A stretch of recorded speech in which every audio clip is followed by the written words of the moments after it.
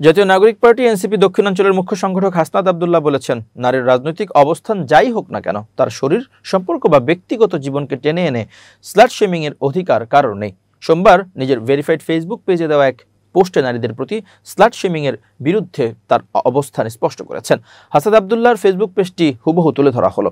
নারীর রাজনৈতিক অবস্থান যাই হোক না কেন, সে বিএনপি হোক, এনসিপি হোক, বামপন্থী হোক, ডানপন্থী হোক কিংবা দলবিহীন, তার শরীর, সম্পর্ক, পোশাক বা ব্যক্তিগত জীবন টেনে এনে স্ল্যাট শেমিং করার অধিকার কেউ পায় না। এটা রাজনীতি নয়, এটা পুরুষতান্ত্রিক ঘৃণার সবচেয়ে নোংরা প্রকাশ। ভয়ঙ্কর বিষয় হলো, এই ঘৃণা চর্চা অনেক সময় আসে প্রগতিশীলতার মুখোশ পরা লোকদের হাত থেকেই, যারা একদিকে নারীর অধিকারের কথা বলে আর অন্যদিকে কোনো নারী তাদের রাজনৈতিক মতের বাইরে গেলেই তার চরিত্রে আঘাত হানে। রুমিন ফারহানা, তাসনিম জারা, সামান্থা, উমামা, তাজনুভা কিংবা মানসুরা, তারা কেউ এই ঘৃণ্য ট্র্যাডিশনের বাইরে নন।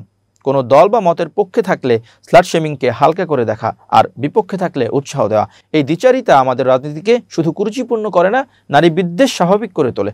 এই ঘৃণার বিরুদ্ধে অবস্থান নেওয়া কোনো নর্মালাইজ রেসপন্স নয়, এটা জরুরি রাজনৈতিক লড়াই।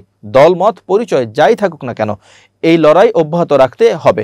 আমি নিজে শ্রেণী ঘৃণার শিকার হলেও রুমিন ফারহানা সহ যে কোনো নারীর প্রতি স্ল্যাট শেমিংয়ের বিরুদ্ধে আমার স্পষ্ট অবস্থান ব্যক্ত করছি।